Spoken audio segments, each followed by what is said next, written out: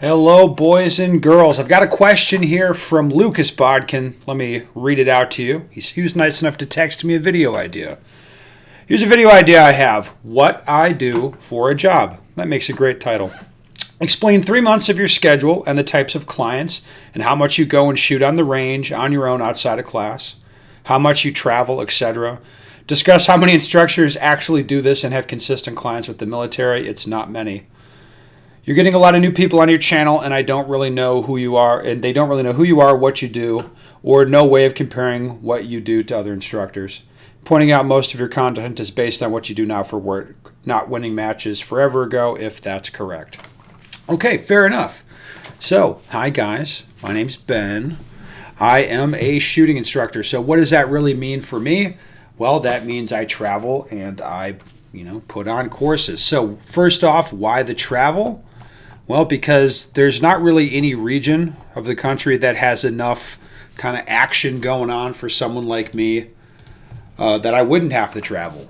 It's a pretty niche thing. I don't do like concealed carry permit holder instruction or like very, very basic stuff like basic safety, NRA basic pistol type stuff. I don't do that. I do more performance shooting, which is just a much, much smaller demographic of people that are even interested in that.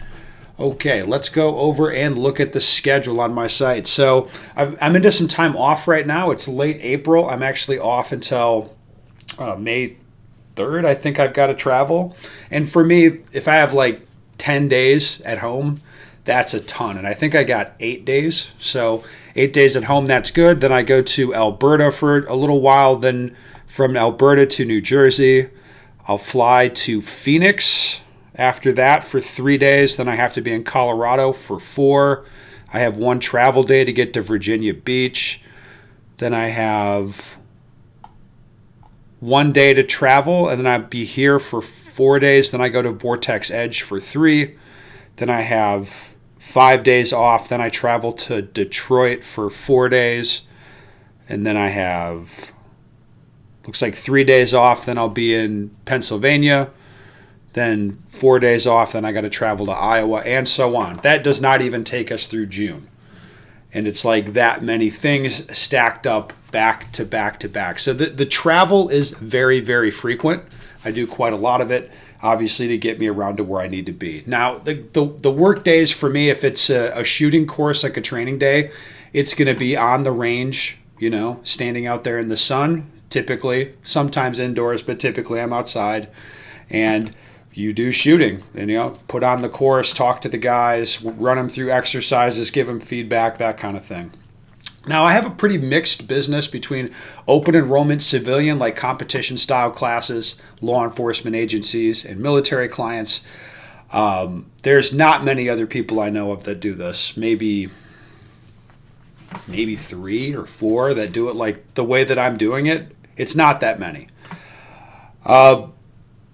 The stuff the concepts that I present on the channel are typically the same type of thing that we talk about in a class, or if you see a clip from a class on here, it's an open enrollment civilian competition class, and I just port it right to YouTube so people can see what's going on. On top of this, I do digital coaching at Practical Shooting Training Group.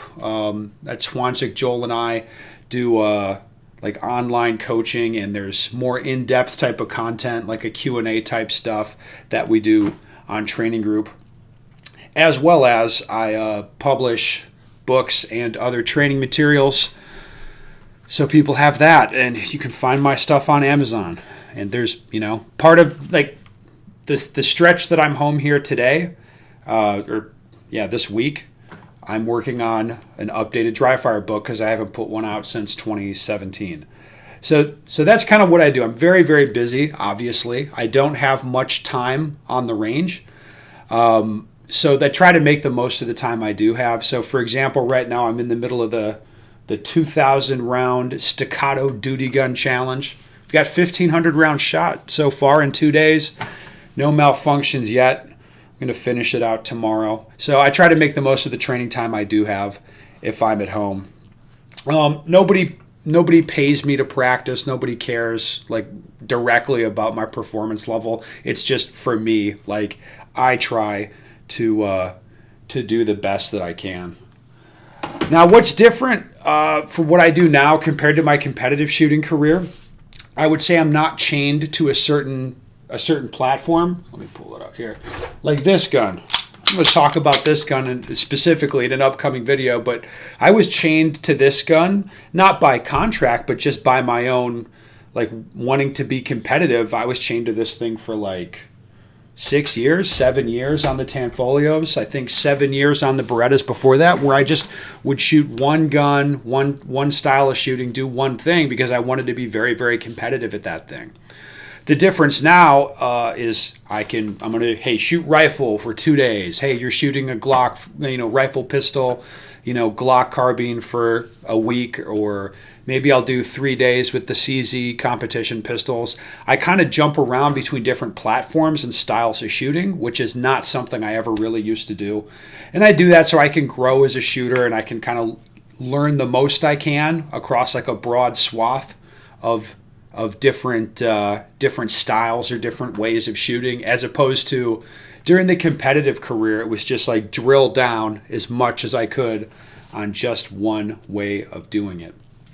Now, I don't think many instructors are doing this. As a matter of fact, I know they aren't. And there's a variety of reasons. The travel is a kill. Even if you have this many people interested in courses, like if you want to have, a home life or family or kids that love you or stuff like that, I don't really do any of that stuff. I'm just kind of hyper focused on what I'm doing. This lifestyle is not for, it's not great for families, obviously. The competitive shooting part, there's a few guys that have done really well in competitive shooting and built a business on the back of it, but it's like half-half. Some of them do some of the military or law enforcement training. Some of them don't. Like, for example, Vogel and I are pretty similar in terms of age and like what our mindset, what we did in competitive shooting while we were doing it. He does a lot of law enforcement classes now and, likes the travel. Like there's not many dudes that really like it. Bob and I think people would say we're a little bit weird in that way, that we're okay with all the travel and the stuff like that. Yeah, so the other thing that's really different about this, or like that's a big friction point, is all the communication. So I'm okay being on the internet. I'm okay getting criticized. And that comes from like years and years of like standing up in front of groups of people and talking and stuff like that. You have to get used to that. A lot of guys aren't comfortable with the communication part of this. Yeah, so that's who I am. That's what I'm doing for work. I travel about 250 days a year. Doing this all the time. The days that I'm not traveling, I like to go shoot. I like to go practice, get up in the morning, chirp a few rounds. I shot a fair bit today, and it was lovely. So yeah, that's who I am. That's what I'm doing. It's a good video idea from Lucas.